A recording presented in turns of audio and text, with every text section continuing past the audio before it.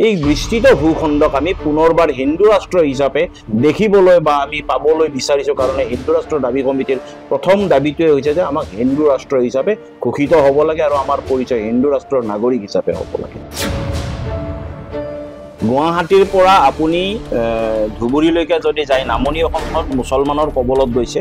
আৰু গুৱাহাটীৰ পৰা যদি উজনি অসমলৈকে যায় শদিয়ালৈকে যায় তেতিয়ালে এইটো খ্ৰীষ্টিয়ানৰ কবলত গৈছে মানে ইয়াত সকলোতে সনাতন ধৰ্মী লোকসকল বিপদাগ্ৰস্ত হৈছে তেওঁলোক ধৰ্মান্তকৰণৰ সন্মুখীন হ'বলগীয়া হৈছে আজি যি ধৰণে মুছলমানৰ কবলত নামনি অসম গৈছে উজনি অসম আপোনাৰ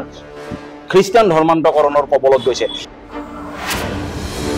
মাজুলী আমি সত্ৰ নগৰী বুলি মাজুলী কওঁ য'ত নেকি 36 খন সত্ৰৰ বিপৰীতে 68 গিৰ্জা হৈছে তাতকৈ ডাঙৰ কথা হৈছে যে তেওঁলোকে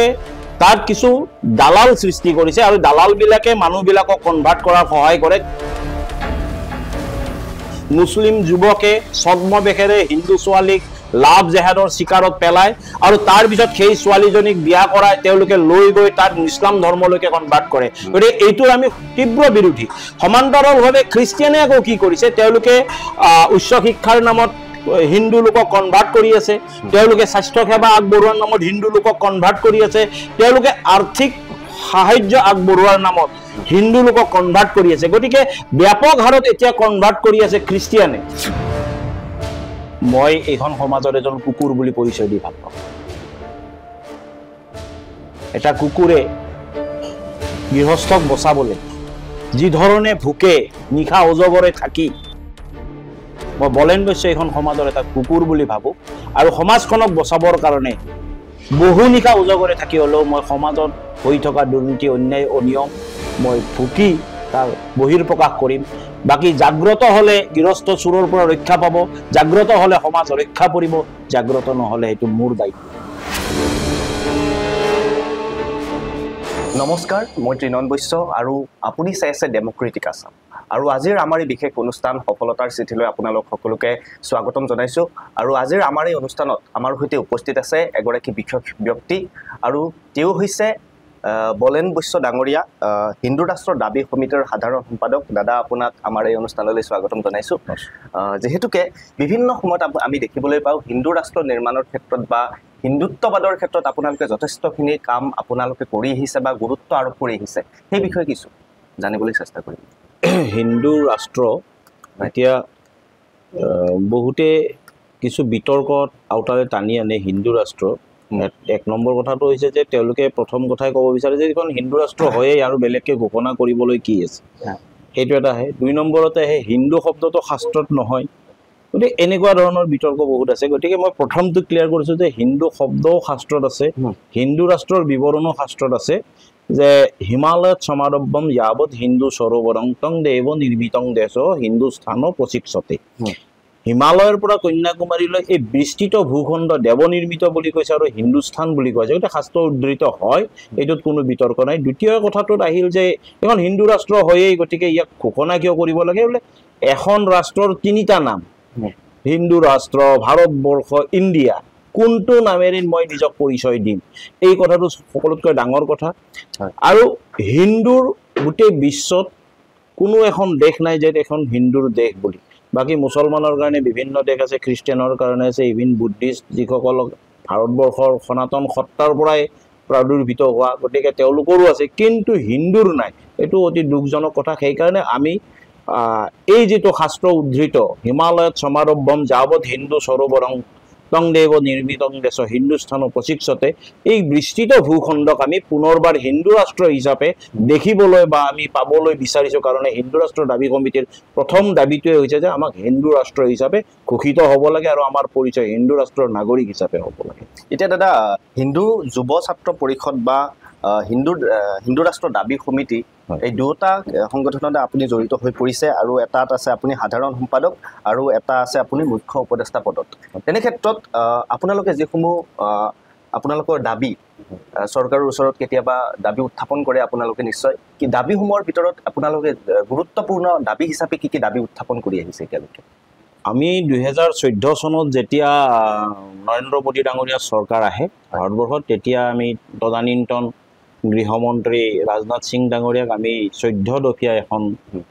দাবী পত্ৰ তেখেতৰ ওচৰত আমি অৰ্পণ কৰিছিলোঁ। হয় নিশ্চয়। আজি হয়তো মই ৰিচিভ কপি লগত ৰখা নাই, প্ৰয়োজন হ'লে মই দিম। তাত যিবোৰ দাবী আমি উত্থাপন কৰিছিলোঁ তাৰ ভিতৰত মূল দাবী আছিলে আপোনাৰ যে অসমত মাদ্ৰাছা সম্পূৰ্ণৰূপে নিষিদ্ধ হ'ব লাগে। আন কিছু দাবীও আছিল, তাৰ ভিতৰত আমাৰ আন্তঃৰাজ্যিক সীমা সমস্যাৰ কথা আছে, ধৰ্মান্তকৰণৰ সকলোতকৈ এটা মুখ্য আমাৰ সমস্যা হৈছে ধৰ্মান্তকৰণ ৰোধ কৰাৰ কথা আছে, আৰু এই যে ইউনিফৰ্ম চিভিল কোড সমান নাগৰিক যিখন আইন, এই আইনখন প্ৰণয়ন কৰাৰো আমাৰ দাবী আছিল। এনেকুৱা ধৰণৰ আমি দাবীবিলাক উত্থাপন কৰিছিলোঁ। তাৰ ভিতৰত মাদ্ৰাছাৰ ক্ষেত্ৰত আমি বেছি গুৰুত্ব এইকাৰণেই দিছিলোঁ, কাৰণ মাদ্ৰাছাৰ ক্ষেত্ৰত আমাৰ ক'বলগীয়া এনেকুৱা ধৰণৰ যে শেষৰখন মাদ্ৰাছা থকালৈকে জেহাদী তৈয়াৰ হৈয়ে থাকিব, কাৰণ মাদ্ৰাছাত কণ শিশুবিলাকক মানুহ কৰাৰ পৰিৱৰ্তে সাংঘাতিক দুৰ্ধৰ্ষ জেহাদী হিচাপে গঢ় দিয়া হয়। গতিকে সেইকাৰণে মানৱতাৰ শত্ৰু এই জেহাদী নিৰ্মূল কৰিবলৈ হ'লে মাদ্ৰাছা সম্পূৰ্ণৰূপে নিষিদ্ধ হ'ব লাগিব। এই দাবীবিলাক আমাৰ আছিলে। বিশেষকৈ আপোনালোকে যিসমূহ দাবী উত্থাপন কৰি আহিছিলে তাৰ পাছতো কিছুমান দাবী এতিয়ালৈকে ফলপ্ৰসূ হোৱা নাই এই সময়ছোৱালৈ, বিশেষকৈ মাদ্ৰাছাৰ ক্ষেত্ৰতেই হওক বা আপোনাৰ গো মাংসৰ ক্ষেত্ৰতেই হওক, আৰু যিহেতুকে মুখ্যমন্ত্ৰী কিছুদিন আগতে ঘোষণা কৰিছিল যে হোটেল বা ৰেষ্টুৰেণ্টত গো মাংস বিক্ৰী কৰিব নোৱাৰিব, কিন্তু কিছু ক্ষেত্ৰত এতিয়াও ক'ৰবাত নহয় ক'ৰবাত এনেকুৱা ব্যৱসায় চলি আছে। নিশ্চিতভাৱে আমি যি ধৰণে বিচাৰিছোঁ, কি কেন্দ্ৰীয় চৰকাৰ কি ৰাজ্য চৰকাৰ আমাক সেই ধৰণে আশানুৰূপ সঁহাৰি দিব পৰা নাই বা আমি বিচৰা ধৰণে কাম কৰিব পৰা নাই। আজি গো মাংস সম্পূৰ্ণৰূপে নিষিদ্ধ হ'ব লাগিছিল, চীনা সামগ্ৰী বৰ্জন হ'ব লাগিছিল, মাদ্ৰাছা সম্পূৰ্ণৰূপে নিষিদ্ধ হ'ব লাগিছিল, কিন্তু হোৱা নাই। এইখিনিতে আমাৰ ক্ষোভ আছে বুলি কিন্তু কোৱা নাই। এইকাৰণেই কোৱা নাই যে ঠিক আছে হিমন্ত বিশ্ব শৰ্মা চৰকাৰ, নৰেন্দ্ৰ মোদী চৰকাৰে কৰি দিব পৰা নাই, ইয়াৰ অল্টাৰনেটিভ কিবা যদি চৰকাৰ আমি বিচাৰোঁ, সেই চৰকাৰে আমাক আকৌ কিমান দিব তাতো সন্দেহ আছে। কাৰণ ইয়াৰ আগত সৰ্বানন্দ সোণোৱালৰ চৰকাৰ আছিল, তাৰ আগত তৰুণ গগৈ চৰকাৰ আছিল, প্ৰফুল্ল মহন্তৰ চৰকাৰ আছিল, তেতিয়াতো ইমানখিনিও হোৱা নাছিল। অন্ততঃ হিমন্ত বিশ্ব শৰ্মাইতো এইটো কথা কৈ দিয়ে যে অমুকটো কৰিব লাগে, অমুকটো হ'ব লাগে, কিন্তু বাকীসকলৰতো সেই সাহসৰো অভাৱ আছিল। গতিকে আমি যদিও আমি বিচৰা ধৰণে হোৱা নাই, তৎসত্ত্বেও আমি বিচাৰিম যে হওক, আমি বিচৰা ধৰণেই হওক, কিন্তু এই চৰকাৰখনে কিছু সাহসী ষ্টেটমেণ্ট দিছে। আমি কোৱা নাই কাম কৰিছে, ষ্টেটমেণ্ট দিবলৈ সাহস কৰিছে, এইটো আমাৰ কাৰণে কিন্তু এটা আশাৰ বতৰা বুলি ধৰি লওঁ। আৰু দেখিবলৈ পোৱা যায় যে আপোনালোকে ধৰ্মান্তকৰণৰ ক্ষেত্ৰতো মাত মাতি আহিছে। বিশেষকৈ ধৰ্মান্তকৰণৰ ক্ষেত্ৰত এছাম হিন্দু মানুহেই হওক বা অন্য সম্প্ৰদায়ৰ লোকেই হওক, তেওঁলোকে ধৰ্মান্তকৰণৰ ক্ষেত্ৰত আগবাঢ়ি যায় কিছুমান লোকে। তেনে ক্ষেত্ৰত ধৰ্মান্তকৰণৰ ক্ষেত্ৰত কি ধৰণে আপোনালোকে মাত মাতি? ধৰ্মান্তকৰণ মানে আমি দুটা কথা কৈছোঁ। অতীজৰ পৰা ইতিহাস যদি চাওঁ, আমি দুটা বস্তু একদম স্পষ্টভাৱে দেখিবলৈ পাওঁ। যেতিয়া হিন্দুসকল ভীতিগ্ৰস্ত হৈছে, ভয় খাইছে, তেওঁলোক ভয়াতুৰ হিন্দুবিলাক সদায় মুছলমান হৈছে। তেওঁলোকে প্ৰাণৰ ভয়ত মুছলিম ধৰ্মলৈকে, ইছলাম ধৰ্মলৈকে তেওঁলোকে ধৰ্মান্তকৰণিত হৈছে। আৰু যিসকল লোভীয়া হিন্দুসকল খ্ৰীষ্টিয়ানলৈ ধৰ্মান্তৰিত হৈছে। তাৰমানে খ্ৰীষ্টিয়ানৰ প্ৰলোভনটো বেছি চলে আৰু ইছলামৰ ভাবুকিটো বেছি চলে। খ্ৰীষ্টিয়ানৰ প্ৰলোভনটো একেবাৰে সাংঘাতিক ধৰণৰ এখন ষড়যন্ত্ৰ তেওঁলোকে জাল পেলাই দিয়ে। প্ৰলোভন, ছল চাতুৰি, প্ৰবঞ্চনা, এইবিলাক খ্ৰীষ্টিয়ানৰ হ'ল মূল হাথিয়াৰ। আৰু এওঁলোকৰ হৈছে আগ্নেয়াস্ত্ৰ। এফালে আগ্নেয়াস্ত্ৰ লৈছে এখন হাতত, আনখন হাতত তেওঁলোকে কোৰাণ লৈছে, ধৰ্মান্তকৰণ কৰি গৈছে। আৰু খ্ৰীষ্টিয়ানে এখন হাতত প্ৰলোভন, প্ৰবঞ্চনা আৰু এইবিলাক ধৰণৰ আঁচনিৰ কিছু টোপ দিছে, লোভ দিছে, আৰু আন হাতত বাইবেল লৈ তেওঁলোকে ধৰ্মান্তৰ কৰি আছে। গতিকে এই যে খ্ৰীষ্টিয়ান মিছনাৰীয়ে যিমানবিলাক আঁচনি দেখুৱাইছে, এইবিলাক আচলতে সকলোবিলাক অন্তসাৰ শূন্য। আমাৰ ভাষাত ক'ব গ'লে গালো পালো শোলাকটিৰ তাল। তেওঁলোকে বাল্টিটোত উবুৰিয়াই ঢালি দিয়ে, কিন্তু টোপ ধৰিও নপৰে। গতিকে এই যে খ্ৰীষ্টিয়ান মিছনাৰীয়ে কেৱল ধৰ্ম কাঢ়াৰ কাৰণে কিছুমান কৌশল ৰচনা কৰিছে, এইটো ইতিমধ্যে প্ৰমাণিত হৈছে। আৰু উচ্চ শিক্ষাৰ নামত খ্ৰীষ্টিয়ানে যি ধৰণে কনভাৰ্ট কৰি আছে, তেওঁলোকে এনেধৰণে শিক্ষিত কৰা হ'লে আজিৰ পৰা 100 বছৰ আগত নাগালেণ্ড খ্ৰীষ্টিয়ান ৰাজ্য হৈছে। নাগালেণ্ডৰ 100% খ্ৰীষ্টিয়ান আছে, কিন্তু নাগালেণ্ডৰ পৰা আজিলৈকে মানৱ সমাজে কি পাইছে? মানৱ সমাজে উগ্ৰপন্থী ড্ৰাগছৰ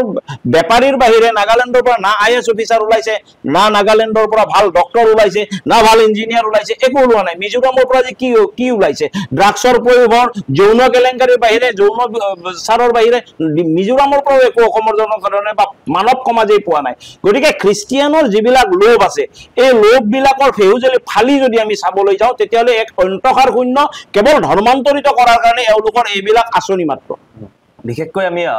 যদি ক'বলৈ যাওঁ বা আপোনাৰ উজনি অসমৰ মাজুলীতো এনেকুৱা হৈছে নেকি? নাই,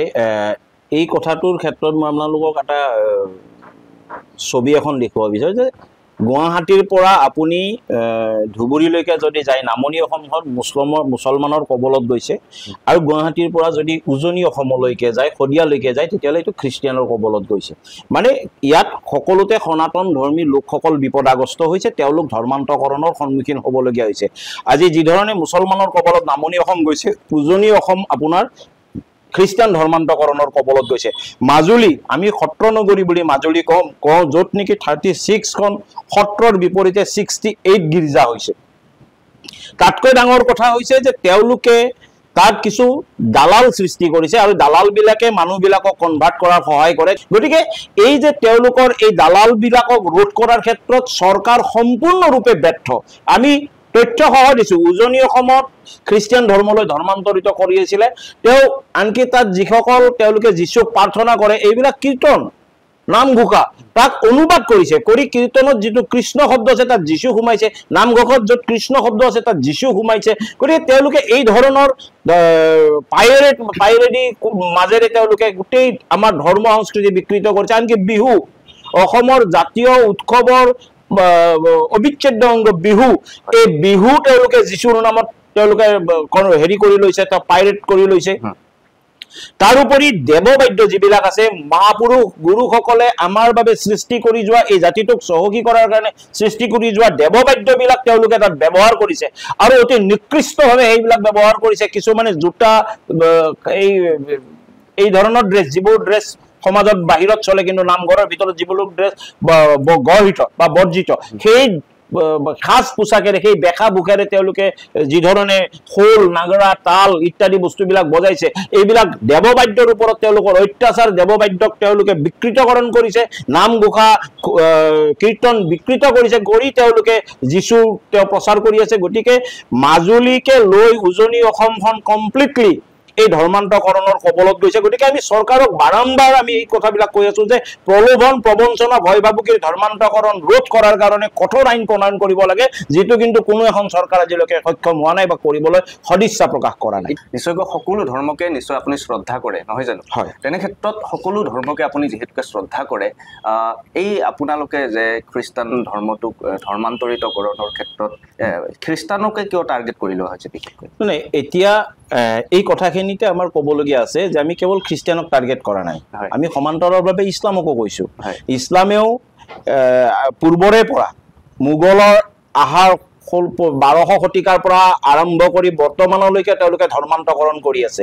এতিয়া ধৰ্মান্তকৰণটো তেওঁলোকে অলপ কৌশলগতভাৱে কৰে। প্ৰথমে মুছলিম যুৱকে ছদ্মবেশেৰে হিন্দু ছোৱালীক লাভ জেহাদৰ চিকাৰত পেলায়, আৰু তাৰ পিছত সেই ছোৱালীজনীক বিয়া কৰাই তেওঁলোকে লৈ গৈ তাত ইছলাম ধৰ্মলৈকে কনভাৰ্ট কৰে। গতিকে এইটোৰ আমি তীব্ৰ বিৰোধী। সমান্তৰালভাৱে খ্ৰীষ্টিয়ানে আকৌ কি কৰিছে, তেওঁলোকে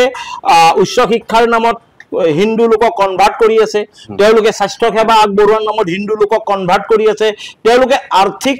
সাহায্য আগবঢ়োৱাৰ নামত হিন্দু লোকক কনভাৰ্ট কৰি আছে। গতিকে ব্যাপক হাৰত এতিয়া কনভাৰ্ট কৰি আছে খ্ৰীষ্টিয়ানে। মুছলমানে কনভাৰ্টটো বন্ধ কৰিছে, সিহঁতৰ সংখ্যা বঢ়াই আছে। দুইটা বস্তু আপোনালোকে চাব যে ইছলামৰো কথাটো হৈছে যে গোটেই বিশ্বখন ইছলামীকৰণ কৰিব লাগে, খ্ৰীষ্টিয়ানৰো কথা হৈছে যে আমি গোটেই বিশ্বখন খ্ৰীষ্টিয়ানীকৰণ কৰিব লাগে। কিন্তু ঘটনা হৈছে কি, খ্ৰীষ্টিয়ানৰ যিটো এতিয়া প্ৰচেছ, এই প্ৰচেছটো হৈছে হিন্দুসকলক কনভাৰ্ট কৰি লোৱা, লৈ খ্ৰীষ্টিয়ান কৰা। মুছলমানৰ কথা হৈছে যে হিন্দুৰ সংখ্যা কমোৱা আৰু আমাৰ সংখ্যা বঢ়াই দিয়া। সেইকাৰণে সিহঁতে ইউনিফৰ্ম চিভিল কোডৰ আমি ডিমাণ্ড কৰিছোঁ। সিহঁতে হিন্দু, আমাৰ ভাৰতীয় যিখিনি আইন আছে এই আইন তেওঁলোকে নামানে, তেওঁলোকে শৰীয়ত আইনৰ জৰিয়তে চলে, আৰু শৰীয়ত আইনৰ মতে একোজন পুৰুষে একেলগে 4 গৰাকী মহিলা ৰাখিব পাৰে, আৰু এই 4 গৰাকী মহিলাৰ পিছত তেওঁ 5 নম্বৰ গৰাকী আনিব বিচাৰে, ইয়াৰে যিকোনো এজনী তালাক দিব লাগে। আৰু তেওঁলোকে লাগাতকে বেছি বহুত সংখ্যক তেওঁলোকে বহু বিবাহ প্ৰথা যেটো তেওঁলোকে বহু বিবাহ কৰি বহু সতি সন্ততি জন্ম দি তেওঁলোকৰ সংখ্যা বঢ়াই আছে আপোনাৰ আমি সৰুতে যেটো পাইছিলো যে এইডাল চিন আকিলো আমি এইডাল টাচ নকৰাকে যদি সৰু কৰিব লাগে কাখত এডাল যিমান পাৰে ডাঙৰকে আপুনি এডাল চিন মাৰক তেতিয়ালে এইডাল অটোমেটিক্যালি সৰু হ'ব গতিকে হিন্দুৰ এতিয়া আমি দুটা আমাৰ এটা মানে আমি নিজে 50% আমি কমাই আছো আমাৰ এটা সন্তান জন্ম দিছো আমি 1 লাখ মানুহে 50,000 সন্তান এৰি থৈ গলো 1 লাখ মৰিলো গতিকে আমি 50% এনে কমাই আছো কিন্তু মুছলমানে কি কৰিছে 5 জনী বিয়া কৰাইছে আৰু 25টা সন্তান জন্ম দিছে গতিকে আমি 50% নিজে আগ কৰি আছো আৰু ইহতে 25% ইনক্ৰিজ কৰি আছে যেটো আমাৰ ৰেচিঅৰ ক্ষেত্ৰত 50% 50 নহয় 5000% তেওঁলোকৰ আমাৰ পৰা তেওঁলোকৰ ইনক্ৰিজ হৈছে গতিকে তেওঁলোকৰ এই যি ধৰণে সংখ্যা বাঢ়ি গৈছে আৰু আমাৰ যি ধৰণে সংখ্যা কমি গৈ আছে এনেই এখন মুসলিম বহুল দেশ হ'বলৈ গৈ আছে তাৰ উপৰি আকৌ খ্ৰীষ্টিয়ান মিছনাৰী আমাক কনভাৰ্ট কৰি আছে সংকটত ভুগিব নেকি নহয় ভৱিষ্যত নহয় বৰ্তমান সংকটত আহি পৰিছে তাৰ উপৰি আপোনাৰ যিবিলাক এতিয়া পৰিয়াল পৰিকল্পনাৰ যেটো আছে তাতো আকৌ হিন্দুসকলক টাৰ্গেট কৰি লোৱা হৈছে গতিকে এই মৰিগাঁৱত আমি চাইছো হিন্দু লোকসকলক বহুত বেছি পৰিমাণৰ হিন্দু লোকসকলকে তাত ভেচাক্টিমাইজেশন কৰা হৈছে এই যেটো বন্ধাকৰণ কৰা হয় এই বন্ধাকৰণটো কেৱল হিন্দুসকলক কৰা হৈছে মৰিগাঁৱত যত নেকি মুছলমানৰ আপোনাৰ গড় মুছলমানৰ জনসংখ্যাৰ গড় আপোনাৰ 200% হৈছে তাত আকৌ হিন্দুসকলক টাৰ্গেট কৰি লৈ কিনে তাত বন্ধাকৰণ কৰা হৈছে গতিকে এইবিলাকত চকু বিৰাট ডাঙৰ ষড়যন্ত্ৰ চলি আছে আমি চৰকাৰৰ ওচৰত সদায় এই কথাবিলাক উদ্ধৃতি দি তেওঁলোকৰ ওচৰত আমি দাঙি ধৰি আছো তেওঁলোকৰ চকু খুল খোৱাবৰ কাৰণে কিন্তু আমি সম্পূৰ্ণৰূপে এই ক্ষেত্ৰত ব্যৰ্থ হৈছো যে চৰকাৰক আমি চকু খুল খোৱাব নোৱাৰিলো বা আপুনি অন্য দিশেও ক'ব পাৰে যে চৰকাৰে এই সমস্যাবিলাক সমাধান কৰাত ব্যৰ্থ হৈছে এই ধৰক বাল্য বিবাহ বন্ধ হ'ল তাৰ পাছতে কিছুমান ঠাইত এতিয়াও বাল্য বিবাহ হৈ আছে তেনে ক্ষেত্ৰত চৰকাৰে বিশেষ ব্যৱস্থা গ্ৰহণ কৰিছে প্ৰশাসনেও ব্যৱস্থা গ্ৰহণ কৰিছে বাল্য বিবাহৰ ক্ষেত্ৰত আপুনি কি ক'ব নহয় বাল্য বিবাহটো সম্পূৰ্ণৰূপে বৰ্জিত হ'ব লাগে আৰু সনাতন শাস্ত্ৰ মতেও হয় বাল্য বিবাহৰ কোনো স্থান নাই হয় বাল্য বিবাহটো বন্ধ হোৱাত কোনেও কিজানি ইয়াৰ বিৰোধিতা নকৰে কিন্তু যেতিয়া কামৰ সময় আহে তেতিয়া আকৌ বাল্য বিবাহটোৱে তেওঁলোকে কৰি বহি থাকে বিশেষকৈ আমাৰ ইছলাম ধৰ্মী লোকসকলৰ মাজত বাল্য বিবাহটো আজিও প্ৰচলিত হৈ আছে গতিকে এই কথাটো হিন্দুসকল কিন্তু সনাতনীসকলে এই ক্ষেত্ৰত বহুতখিনি সজাগ সচেতন কেতিয়াবা 1-2 বছৰৰ ইফাল সিফাল হয় কিন্তু নাবালিকাক বিবাহ কৰা যেটো প্ৰচেছ এই প্ৰচেছটোত কিন্তু সনাতনী লোক নাই খ্ৰীষ্টিয়ানৰো খুব কম কিন্তু ইছলাম ধৰ্মী লোকসকলৰ মাজত বিশেষকৈ য'ত শিক্ষাৰ পোহৰ নাই যে শিক্ষাৰ অভাৱ শিক্ষা অনুষ্ঠানৰ অভাৱ আছে শিক্ষাৰ পোহৰ পৰা নাই সেইবিলাক অঞ্চলত বিশেষকৈ চৰাঞ্চলত এই প্ৰচেছটো বেছি গতিকে বাল্য বিবাহটো সম্পূৰ্ণৰূপে নিৰ্মূল কৰাত চৰকাৰে কিন্তু আগভাগ লোৱাৰ প্ৰয়োজন আছে এনে ক্ষেত্ৰত যেহেতু চৰকাৰে ভূমিকা গ্ৰহণ কৰিছে বৰ্তমানৰ চৰকাৰৰ যি ৰাজনীতি হয় কিছুমানে কয় সাম্প্ৰদায়িক ৰাজনীতি চলিছে নহয় এই সাম্প্ৰদায়িক ৰাজনীতি চলিছে নহয় সাম্প্ৰদায়িক ৰাজনীতি চলা নাই হয় এই কথাটো আপোনালোকে ক্লিয়াৰ হোৱাটো ভাল বাৰু এই প্ৰশ্নটো আহিছে ইয়াত সাম্প্ৰদায়িক ৰাজনীতি চলা নাই সাম্প্ৰদায়িক ৰাজনীতি কৰি আছিল আগৰবিলাকে হয় প্ৰফুল্ল মহন্ত তৰুণ গগৈ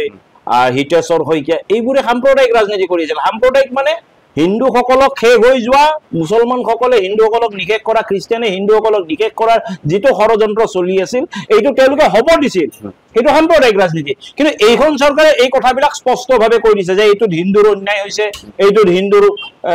প্ৰবলেম আছে এইটো হিন্দু মানুহখিনি সুৰক্ষাৰ কথা আহি পৰিছে এই কথাখিনি কৰিছে বুলি মই কোৱা নাই তেওঁলোকে কৈছে কোৱা কাৰণে এতিয়া সাম্প্ৰদায়িক হৈ গৈছে বিৰোধীয়ে বিভিন্ন সময়ত এই কথা উত্থাপন কৰি আহিছে কিন্তু না বিৰোধীখিনি তো মই ক'লোৱে তেওঁলোকে সাম্প্ৰদায়িক ৰাজনীতি কৰে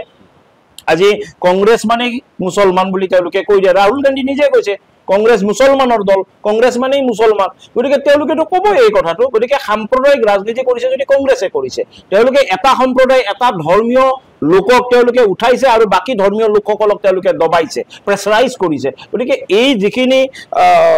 সাম্প্ৰদায়িক ৰাজনীতি এই সাম্প্ৰদায়িক ৰাজনীতি কেৱল কংগ্ৰেছে কৰিছে আৰু বিজেপি চৰকাৰৰ কথাটো মই ক'বলৈ গ'লে কেৱল নৰেন্দ্ৰ মোদীৰ কথা নকমে হিমন্ত বিশ্ব শৰ্মা বা যোগী আদিত্যনাথে হিন্দু সকলোকে তেওঁলোকে সমান দৃষ্টিৰে চাইছে অন্যায় যাতে হিন্দুৰ ক্ষেত্ৰতো নহয় সেই কথাটোত তেওঁলোকে গুৰুত্ব দিছে দিয়াৰ কাৰণে তেওঁলোকক সাম্প্ৰদায়িক ৰহণ এটা সানিবলৈ চেষ্টা কৰিছে এই যে আপোনালোকে যে হিন্দুত্ববাদ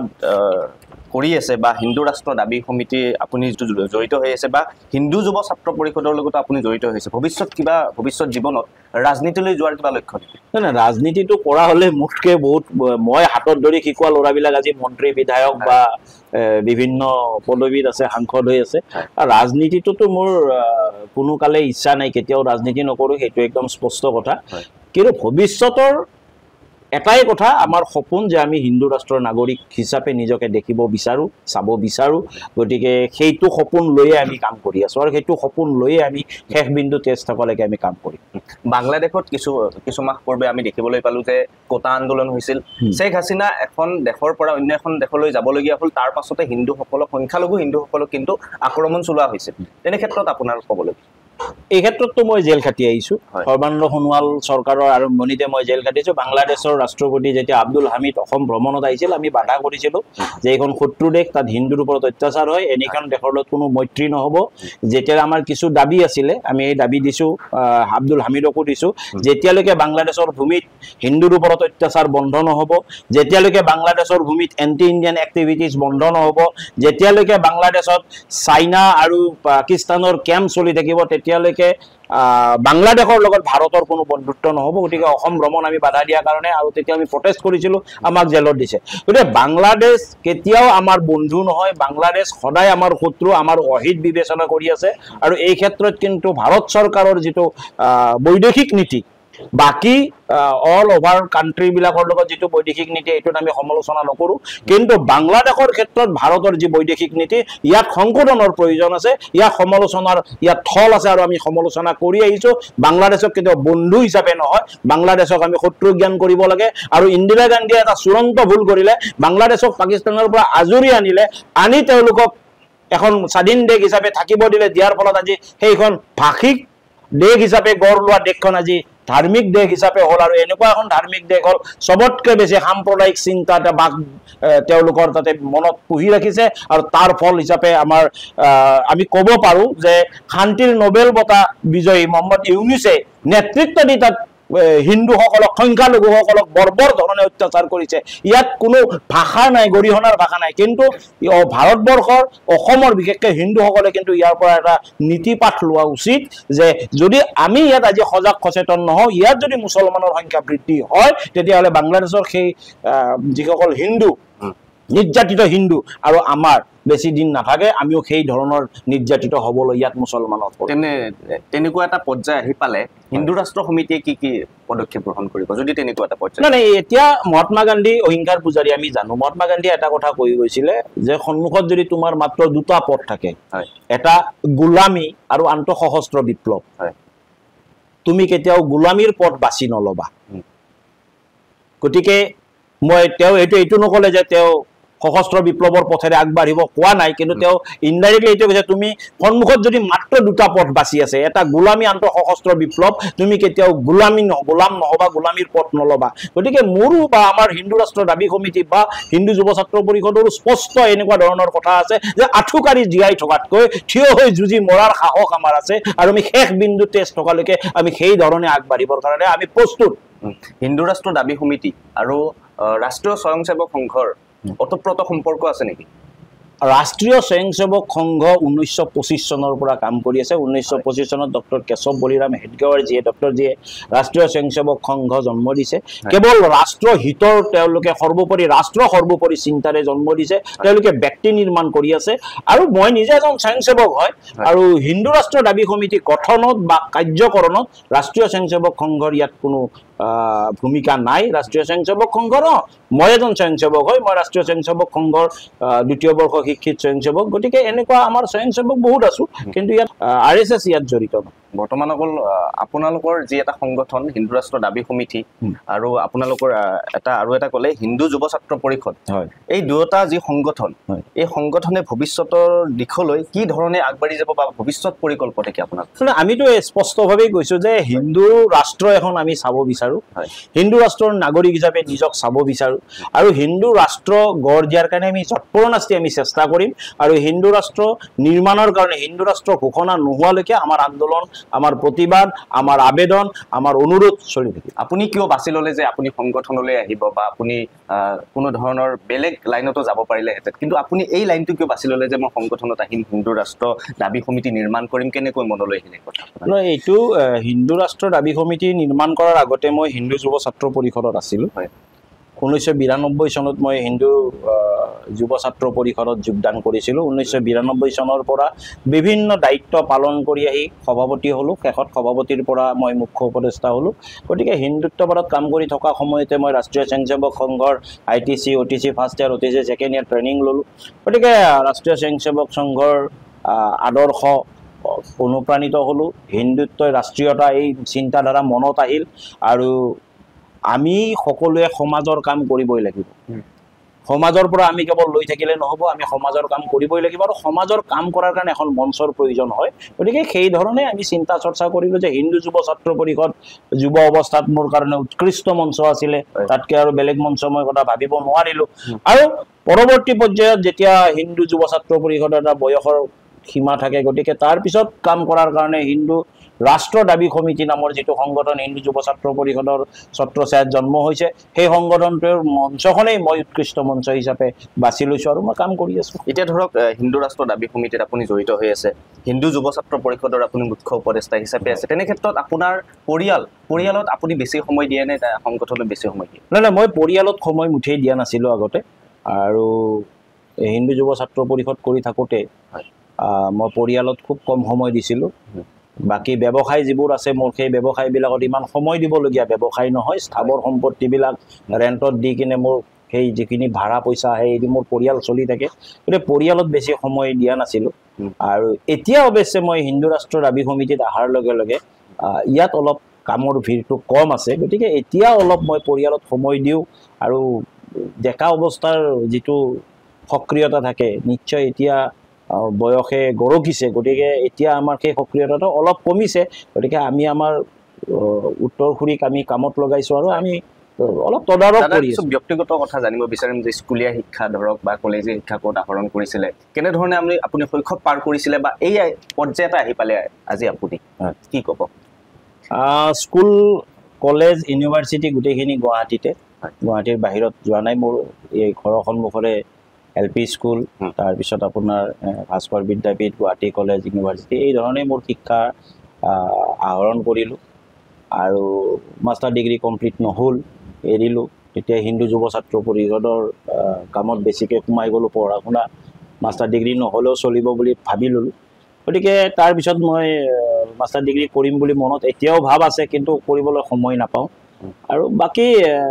শৈশৱটো আমি খুব এনজয় কৰিছোঁ আমি এটা যিটো সময়ত আমি ইয়াত আছিলোঁ সেই সময়ত আজিৰ গুৱাহাটী নাছিল আজিৰ পৰা ধৰি লওক আপুনি 40 বছৰৰ আগৰ গুৱাহাটীখন আজি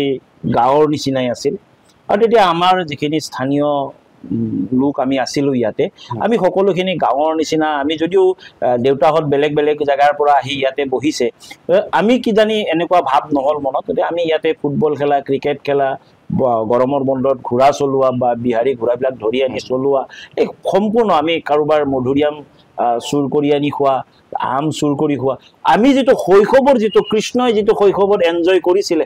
একেই এনজয় একেই আমি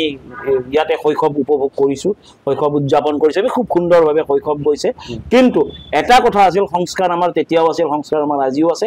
আজিৰ যুৱ প্ৰজন্ম যি ধৰণে চৰিত্ৰিক স্খলন হৈছে সেইটো আমাৰ দিনত নাছিলে আমি নিজৰ দেউতা মাৰ কথা বাদ দিলেও আমি পাড়াৰ যদি আমাৰ এই এলেকাৰ যদি কোনোবা এজন বয়োজ্যেষ্ঠ ব্যক্তি দেখাব আমি নিজকে সংযত কৰি লৈছিলোঁ আমি সকলো দিশৰ পৰা সংযত কৰি লৈছোঁ কিন্তু আজিতো সেইবিলাক দেখা নাযায় আজি নিজৰ মাক বাপেকৰ সন্মুখতে চিগাৰেট খাই মদ খাই যুৱ চৰিত্ৰ কিবা উশৃংখল হৈ যুৱ চৰিত্ৰ স্খলন হৈছে কিন্তু আমি সেনেকুৱা পোৱা নাছিলোঁ আমাৰ দিনত খুব সুন্দৰভাৱে ডাঙৰে সৰুক শ্ৰদ্ধা কৰা মানা এই বস্তুবিলাক আছিলে আজি আকৌ সেই দিনলৈ উভতি যাবলৈ মন যায় আজি আকৌ তেনেকুৱা এটা পৰিৱেশ যদি গুৱাহাটীত হ'লহেঁতেন খুব ভাল লাগিলহেঁতেন কিন্তু আজিতো চৰকাৰে নিয়ন্ত্ৰণ কৰিবলগীয়া হয় বাইকত জোৰ কিমান হ'ব শব্দ কিমান হ'ব যি চৰকাৰে পুলিচ লগাই নিয়ন্ত্ৰণ কৰিবলগীয়া হয় আমাৰ স্পীড কিমান হ'ব শব্দ কিমান হ'ব সাইলেন্সাৰ পাইপ আমাৰ দিনত সেইবোৰ হোৱা নাছিল অন্তত চৰকাৰে সেইবিলাকৰ পৰা খুব আমাৰ দিনত এটা কথা আছিল যে সমাজত হৈ থকা অন্যায়বিলাকৰ প্ৰতিবাদ হৈছিল মোৰ খুৱে বাৱে বহু ল'ৰা উগ্ৰপন্থী সংগঠনত গৈছে সেই সময়ত প্ৰতিবাদৰ ভাষা বেলেগ আছিল প্ৰতিবাদৰ সব কথাবিলাক বেলেগ আছিল আজিকালি এদিন ধৰণৰ দেখা পাওঁ আজিকালি সেইকাৰণে আলফাটো নাযায় কোনো উগ্ৰপন্থী হ'বলৈ নাযায় কিয় আজিকালি জীৱনটো অলপ বেলেগ ধৰণে আৰু ইয়াত নিশ্চিতভাৱে অলপ পাশ্চাত্য সংস্কৃতি আৰু সভ্যতাৰ প্ৰভাৱ আছে সেইকাৰণে হয়তো আজিকালি নিজৰ মাতৃভূমি নিজৰ দেশক নিজৰ জাতিক নিজৰ অগ্ৰজক ভাল পাবলৈ শ্ৰদ্ধা কৰিবলৈ এৰিলে বৰ্তমানৰ যে চৰকাৰ হিমন্ত বিশ্ব শৰ্মাৰ এখন বিশাল চৰকাৰ আছে অসমত আৰু বৰ্তমানৰ চৰকাৰৰ যি কাম কাজ সেই কাম কাজক লৈ হিন্দু ৰাষ্ট্ৰ দাবী সমিতি কিমান সুখী প্ৰশ্নটো বৰ সাংঘাতিক প্ৰশ্ন কৰিলে মই আগতে কৈছো কিন্তু আপুনি বুজিব পৰা নাই যে আমি ধৰি লওক হিমন্ত বিশ্ব শৰ্মা ডাঙৰীয়া চৰকাৰখনত আমি সুখী নহয় আমি ভবানৰে হোৱা নাই কিন্তু অল্টাৰনেটিভ আমাৰ হাতত নাই যে এখন এওঁলোকতকৈ এখন যোগ্য চৰকাৰ আনি ল'ম যিদিনালৈকে অল্টাৰনেটিভ নাথাকিব অন্ততঃ বদৰুদ্দিন আজমলে চৰকাৰ কৰা ভূপেন বৰাই চৰকাৰ কৰা ৰিপুণ বৰাই চৰকাৰ কৰাতকৈ অখিল গগৈ নাঙলে চৰকাৰ কৰাতকৈ ভাল চৰকাৰ এখন আমি পাই আছো গতিকে আমি সেইফালৰ পৰা চাব গ'লে হিমন্ত বিশ্ব শৰ্মা এইবিলাকতকৈ ভাল গতিকে আমাৰ এইটোৰ ক্ষেত্ৰত আমাৰ ইমানেই ক'বলগীয়া যে এইবিলাকতকৈ ভাল অল্টাৰনেটিভ ইহঁতকৈ ভাল যদি কোনোবাই দিব পাৰে নিশ্চিতভাৱে হিমন্ত বিশ্ব শৰ্মা চৰকাৰখনক আপুনি 100ৰ ভিতৰত কিমান নম্বৰ দিব হিমন্ত বিশ্ব শৰ্মা চৰকাৰক মই 100ৰ ভিতৰত 80 নম্বৰ দিব পাৰোঁ বাকী 20 নম্বৰ মই কাটিছোঁ এইকাৰণে যে হিমন্ত বিশ্ব শৰ্মা চৰকাৰখনে হিমন্ত বিশ্বই যি কৰি আছে অকলশৰে এটা ছিংগল মেন শ্ব' হৈ আছে গতিকে তেওঁ সকলোখিনি ভাল কাম কৰিব বিচাৰে কিন্তু সকলোখিনি ভাল কাম হৈ নুঠে কাৰণ সদিচ্ছাৰ অভাৱ আছে তেওঁৰ মন্ত্ৰীসভাত যে কোনোবা বেয়া মানুহ নাই তেওঁৰ দলত যে কোনোবা বেয়া মানুহ নাই যোনে পিছ দুৱাৰেদি ধন কামাব বিচাৰে পিছ দুৱাৰেদি কিবা কৰিব বিচাৰে তেনেকুৱা মানুহ আছে তেওঁৰ ভয়ত তেওঁ সন্মুখত নাহাকে কৰিছে কিন্তু বক্ৰ পথেদি তেওঁলোকে কামবিলাক কৰি আছে তো গতিকে কিছু ভুল আৰু মুনিজেঞ্চয় মতিভ্ৰম হিমন্ত বিশ্ব শৰ্মা বাকী সকলো আপুনি শুদ্ধ বুলি ক'ব নোৱাৰে তেওঁৰো ভুল আছে তেওঁৰ ভুলবিলাক তেওঁক আঙুলিয়াই দিয়া মানুহ আছে নে নাই এইটো মই নাজানিম নিশ্চিতভাৱে থাকিব তেওঁৰ ভুলবিলাক তেওঁ সংশোধন কৰিলে বাকী 20 নম্বৰো পাব বলেন বৈশ্য ডাঙৰীয়াই নিজকে কি পৰিচয় দিয়ে কেনেধৰণে পৰিচয় দি ভাল পায় এজন সাংগঠনিক নেতা এজন সমাজকৰ্মী কি বুলি পৰিচয় দিয়ে মই এইখন সমাজৰ এজন কুকুৰ বুলি পৰিচয় দি ভাল পাওঁ এটা কুকুৰে গৃহস্থক বচাবলৈ যি ধৰণে ভুকে নিশা অজগৰে থাকি মই বলেন বৈশ্য এইখন সমাজৰ এটা কুকুৰ বুলি ভাবোঁ আৰু সমাজখনক বচাবৰ কাৰণে বহু নিশা উজগৰে থাকি হ'লেও মই সমাজত হৈ থকা দুৰ্নীতি অন্যায় অনিয়ম মই ভুকি তাৰ বহিৰ্প্ৰকাশ কৰিম বাকী জাগ্ৰত হ'লে গৃহস্থ চোৰৰ পৰা ৰক্ষা পাব জাগ্ৰত হ'লে সমাজ ৰক্ষা পৰিব জাগ্ৰত নহ'লে সেইটো মোৰ দায়িত্ব যেটো আমি অনুষ্ঠান সামৰিব লাগিব তেনে ক্ষেত্ৰত দাদা শেষত কিবা ক'বলগীয়া আছে নেকি আপোনালোকৰ সংগঠনৰ বিষয়ে ক'বলগীয়া বহুত থাকে কিন্তু এটা কথাই ক'ব বিচাৰিছোঁ আজিৰ ভোগবাদী চিন্তাধাৰা যান্ত্ৰিক যুগত সমাজ বা সামাজিক কামৰ কাৰণে মানুহ খুব কম ওলাই আহে আৰু যিখিনি ওলাই আহে তাৰে ভিতৰতো বহুতৰ আকৌ ব্যক্তি স্বাৰ্থ নিহিত থাকে গতিকে ডক্টৰ হেডগেৱাৰজীৰ কথাষাৰেদি মই সামৰিব বিচাৰিছোঁ যে নিস্বাৰ্থ দেশ সেৱক আৰু সমাজ সেৱকৰ প্ৰয়োজন আছে গতিকে নিস্বাৰ্থ দেশ সেৱক আৰু সমাজ সেৱকৰ সন্ধান মই সদায় কৰি আছোঁ যেহেতু আমি অনুষ্ঠান সামৰিব লাগিব এগৰাকী সাংগঠনিক নেতা হিন্দু ৰাষ্ট্ৰ দাবী সমিতিৰ সাধাৰণ সম্পাদক বলেন বৈশ্য ডাঙৰীয়াই বহুখিনি বিষয় ইতিমধ্যে দৰ্শকৰ আগত উত্থাপন কৰিলে বা হিন্দু ৰাষ্ট্ৰ নিৰ্মাণৰ ক্ষেত্ৰত এওঁলোকৰ কি ধৰণে কি ভূমিকা কি ধৰণে এওঁলোকে গুৰুত্ব আৰোপ কৰি আহিছে বা চৰকাৰক এওঁলোকে কি দাবী উত্থাপন কৰিছে বিভিন্ন সময়ত সেই বিষয়েও এই আমাৰ অনুষ্ঠানতে দাঙি ধৰিলে অনুষ্ঠান সামৰিব লাগিব চাই থাকিব ডেমক্ৰেটিক আছাম ধন্যবাদ